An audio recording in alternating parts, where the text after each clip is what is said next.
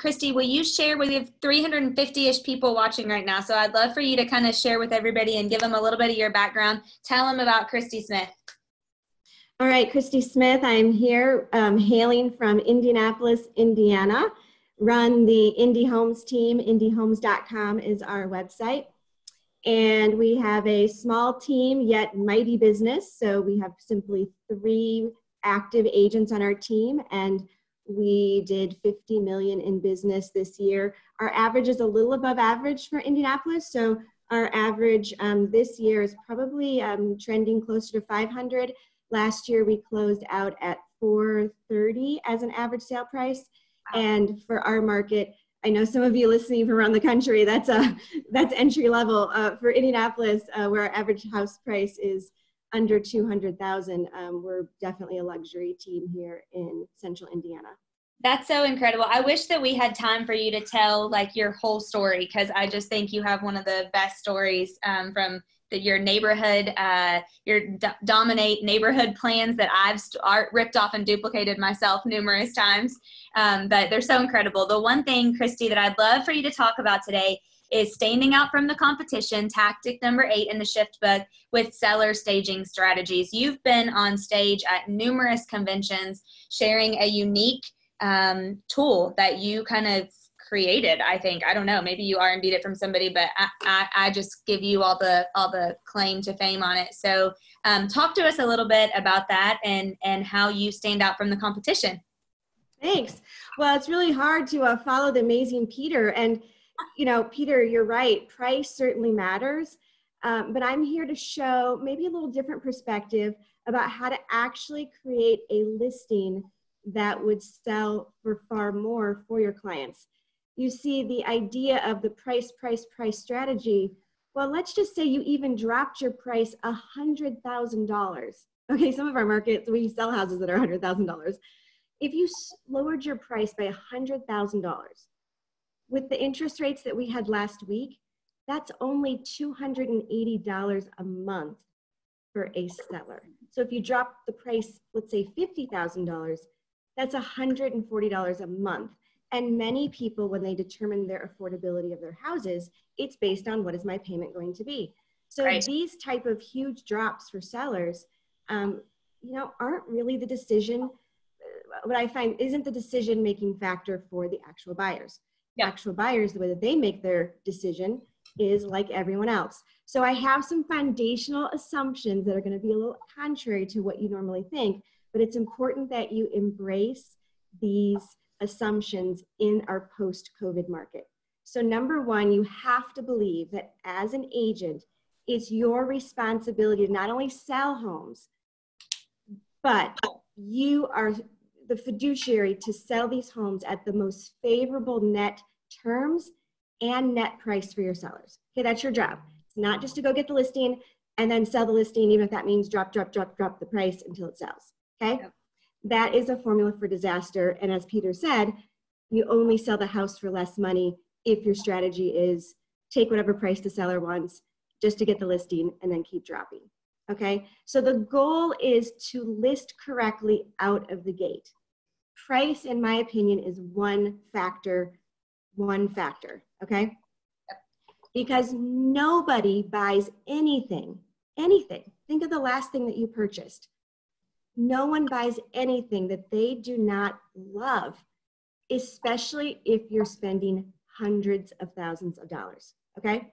So your job as an agent is to show up as a high-level consultant with the attitude of who's the most likely buyer for this home, and what objections will this buyer or any buyer have to picking your listing over the competition that exists at the exact same time. Because after this COVID-19 calms down, there will be an onslaught of pent-up listings that did not hit the market during this 3, 4, 8-week period because sellers are nervous and waiting, okay? Mm-hmm. So now there is going to be an extra large amount of competition. So how and why is a buyer going to pick your listing and get yours to be sold? It can't just be price, because we know we can swing lots and lots and lots of dollars and throw away dollars from our sellers and that changes the payment very little for the buyer. Yep. But what we do know is this, and this is a huge assumption: the woman is the home buying decision maker for the family, and the family typically buys what she wants. And the woman tends to be the emotional decision maker for the family. So what we want to create is a product or our listing or home so that amongst 50, I mean, who knows, you guys could be in markets in the next 4 weeks and you could have 50 to 100 competitors that we haven't seen in a long time because they're all going to hit at one time. How do I get a woman to walk in and go, honey, this is it? And still, when you like something at that level, you pay for it. You pay for quality, you pay for what you love, you pay for unique, something that nobody else has, okay? So if you understand the psyche of the buy, then all we need to do is create products that will sell. And that's how product marketing works for everything that people buy. So It doesn't change with housing. Okay, so I want to give you one example, and everyone knows this kind of example. If you've ever shopped at the 90% off rack at the store, the items that finally get to the 90% off rack are the items that nobody else has wanted. Okay, so let's just use Nordstrom. You buy a Burberry sweater at Nordstrom and it's missing one of the fancy Burberry buttons. Nobody wants to buy this $300 sweater missing the fancy button that you can't even replace. Yep. So instead, that sweater sells for $30 to $40 on the clearance rack, when Nordstrom even has an alteration department where they could maybe replace all 6 buttons. Granted, they won't be the fancy buttons, but they can replace them all and at least sell that sweater for $200 without the fancy buttons. So it's the same way with housing. When I go into a house, I say, what are the objections that would stop a female buyer, if it's a type of house that would attract a family or a female buyer, in the buying decision? How do I get an emotional response so that it gets picked, chosen over the competition, and not only that, but then the high price? So that's really what we do. I'm going to talk to you about how I do that, but those are the foundational beliefs that we and our team believe it's our job to do that for our sellers. We're being paid very generously to do that, and we walk in to say, how can I be your strategic consultant and get you the most favorable terms and price? Because not everybody is motivated by money. So some people are motivated by lack of inconvenience, like having workers or painters in their home. Some people are just motivated by time. I want to get to my grandbaby Benjamin in Denver as soon as possible. So really making sure that you lead with consultation, but what's most important to your seller. We find though that most people do care about price. So what we do is we go in and we identify what are the low-hanging fruits that can make the big wow differences. And then we help our clients manage that whole process and get it done. Okay? Awesome. Yeah, you're doing a great job. Yep. I can't wait for you to get into kind of how you do this. Okay, so you're going to walk into 3 different kinds of houses as an agent. You're going to walk into the house of like, oh my gosh, I've never seen a house as horrible as this. You know, not only deferred maintenance, but aesthetically horrible, outdated. Ugh. Okay, so that's what I would consider like just the scale way over here. For those houses, typically it is best to do nothing. A lot of times we'll go into those houses and say, why don't we just paint, or why don't we do something? And what I've learned is you can't spend anything because you waste that money for your seller, because there's still so many things that you may have spent even $30,000 and still your feedback is overpriced, or it's outdated, too much work, and they just skip.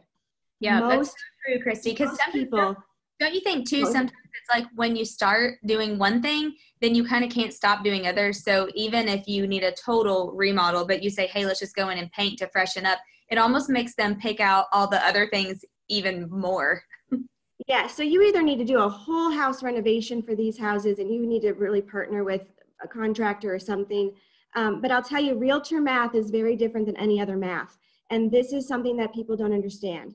If you have a house and you spend, you know, I'll go in and spend on average on the low end. I mean, I very rarely meet a house that I don't transform in some regard. But that might just be spending you know, I might just say, hey, we should put hardware on these cabinets, and we spend very low money, and that's all we do. Okay, so very, very low money all the way to probably in my wheelhouse, we'll manage up to $50,000.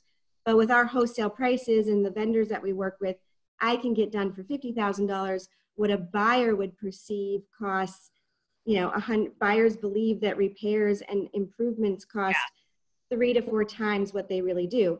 And Chip and Joanna Gaines is a lie. Okay, those people in my suburban market do not exist. Okay, most families do not have time, they do not have the skills, and they don't have the money. They're putting their money into their down payment. They're putting their money into activities and events. We are the activity generation. Travel, soccer, cheer, all these things are super expensive. And we are the activity generation. So people want to be spending their time doing activities. A lot of these kids don't get home from school till 8, 9, 10 o'clock at night with all these activities. We're not ripping out kitchens and tiling floors ourselves. Any work that a family does usually is hired out by other people, unless you're the rare handyman, which we're seeing in our suburban market is not very common. Yeah. So my recommendation is if you have the I need everything house, then you just need to run comps and say, where is the house from the 80s that has not been updated ever? And then what do those prices bring? That is a very, very difficult conversation because most people, when they see sales in their community, they do not have any regard for the swing in price point that changes based on updates and condition. And realtor math says, if I spend $30,000 with the seller, I get 2 things. I don't only get my $30,000 back. That's a no-brainer. But it's not just get my $30,000 back. I'm usually making way more money than that. But what I've done is I've removed the objection so that all those people who would never buy the house the way it was before, I've created more buyers that would even choose that house in the first place. Right. Because if you have a completely outdated house or too many objections, someone just walks in and walks out and goes, I'll either buy something else or I'll wait for more inventory to come available until I can find something that meets my need. And so the thing is, you can't play the math game with your sellers of, well, if I do this, Kristie, exactly what am I going to get back? Even if I only get a smidge back from what you spend. Yeah. The message to the seller is, I will sell you because I'll have buyers that will want to buy you. There are only a small percentage of the people that will go and say, I'll take on the project. Just like the Nordstrom sweater. If you say, you know what? Oh, it's missing that button. The price has to get so low until you say, oh, I'll buy the sweater. I'll go to Joann Fabrics and buy new buttons. I'll come and try and remember home ec class from 11th grade and how to sew on the button or take it to my alterationist. There is a price in which you will buy that sweater and do all of that yourself. Just like there is a price in which a buyer will buy a house. And if a buyer says, I don't like this, or this, ooh, but at that price, I'll buy it. You never want to be the real estate agent who sells the house at that price. You have left so much money on the table for your seller. And if you're selling it at that price, you should buy it. Yeah, that's such a great point. Okay, so you said we only have like 5 minutes left. So you said okay. So number one, if it's the house of A, just do nothing. I've learned that hard lesson, and you've wasted a bunch of money. Now you've got house number 2, which is somewhere in the middle. Yep. And so what I go in and say, what is the low-hanging fruit? We walk the house room by room, and the cheapest thing that you can do is paint. Painting is the cheapest thing. It is inconvenient for owner-occupied people, but if you can get them on spring break or time something just right, or enroll them or have good painters who do a good job, you have to paint. And painting includes everything off the walls, and we don't put anything back up. And I always paint the cabinetry. If I have oak or that honey maple, I always paint the cabinets in the kitchen and at least the master bath if they're both that non-desirable wood species that people don't want. It's very important. So that's tough to enroll, especially people who have cherry cabinets that were super expensive upgrades, etc. Those are enrolling scripts that you have to do. For those houses, usually once you do painting and painting cabinetry, You don't have to spend the money on the other things like flooring. A lot of people just think flooring. Doctor up that flooring as best as you can. People, even I'm short, and people look at a certain level, you can get away with so many things on flooring, so don't waste your money. There's carpet dyeing where you can dye even like nail polish and even some bleach stains. You can stretch carpet, and if you have to throw a rug on top of something, if you have really, really bad tile or bad laminate or something, stage as best as you can. Don't spend your money there. And it's great when you walk in and a seller says, yeah, we know we need to replace the carpet. And you're like, hallelujah, that was $10,000. I get to take that $10,000 and use it where it matters, which is, what does the woman want? Okay. Yeah. So after we paint and we get to suck back in that money that the seller thought they were going to spend on flooring, then what we do is we get a budget to do all the pretty things. Okay. Look at your earrings, Dana. Think of earrings, necklaces, the jewelry. Your outfit looks completely different and your impression is completely different with those big gold hoops than if you had little diamond studs. Okay. Yeah. So think of the jewelry of the house. That is your fixtures. Lighting, faucets, hardware, candles, all of that makes such a difference. And women love unique. Women love unique. So what we do is we have a Pinterest board, Indie Homes Pinterest board. We don't share it with our clients, but every time I find an amazing light or faucet that is an incredible price for how luxurious it is, we'll pin it in our board so that I can remember it later. And as we're transforming a home, we just go grab those pins and I send them to my clients. Please buy this light for the kitchen, this. I mean, I can do, 5, 6, 7 lights for usually $1,000 to $1,500. And Yep. Then we just bring a handyman in to hang them all up. So we definitely do that. Once you take everything off the walls, you paint and caulk, paint cabinetry, and change hardware, you think you've spent a lot, but you haven't. And the entire home feels differently. Kristie, we're getting a ton of questions. Is there a number, and I want to answer them and we only have 2 minutes. Is there a third on the 3 houses, the total remodel, the somewhere in the middle, and then what? Yeah, so the last one is you just walk into a great house and maybe they just have too much furniture, just a few low-hanging things. So I go room by room and I have them maybe take some things out, reorient, and then I usually will do some hardware things for them if they need it. But it's just very like, oh, this house is amazing, but still do very little because you want to add value and you want to remove any objections to make, in that case, a lot of times you're just making rooms feel bigger. If somebody has, colored towels, I'll go in and just say, hey, let's go to Target and get all white spa towels, all white bedding. I always do white bedding, white towels, white rugs. Everything now is going coastal, airy white. Really, really, really light paint, not agreeable gray anymore. It's light, airy, bright. That's what everybody wants. So, okay, can I ask you a couple quick questions? Because we've got several for you, and my phone is blowing up with questions too. Okay, so first question is, how do you determine? And this is probably a long answer, but if you could answer it kind of shortly for everybody, how do you determine what you pay for versus what they pay for? If they don't have it, then what does that look like? And what commission are you? Can you talk a little bit about commission and how you differentiate? Depending on how much. So most of the time I'm in a clientele that my toughest part is enrolling people in the vision, because many people just think, oh my God, CNBC says it's a seller's market. And so it's very difficult to go in. And I think it's gonna be a lot easier now with the onslaught of inventory. But that was always my hardest thing is, yes, I can take your listing and do everything that Joe just said, because my competitors would go in and say, you don't have to do anything. Your house is great. Let's go live, even at a high price, even higher than me. And I don't want to say that that's buying the listing, but they truly just believed it would be fine. And if they didn't, we'll just drop the price until it sells. And I can't do business that way. I go in and think, oh my God, I can make you $30,000, $40,000 more money if we just do these little things. And I feel like that's my job, and we're generously compensated to do that. So you're right. There are a few times a year, maybe at most 10, that someone says, oh, we totally believe her message. Heck, we hate this kitchen too. Why would someone else want to buy it? But they really don't have the cash. So in those cases, and that's all, I have a whole YouTube 2-hour training that I did that's available on the Indie Homes YouTube channel to watch the whole thing. Oh, perfect. Okay, so we can send that to everybody. So it's just the Indie Homes YouTube channel? Yes, and we have a 2-hour training on exactly how to do it, what are the documents, but we will pay for it, and then we get paid on the HUD at closing as a little loan that we do with our clients.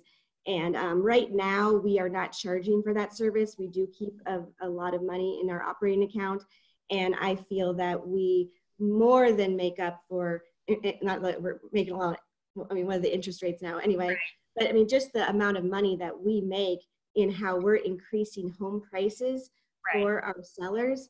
I add up all the home transformations that we do, that pays the salary of our home transformation manager, who manages a lot of this work for our people, because we do help them manage it because it is overwhelming for people.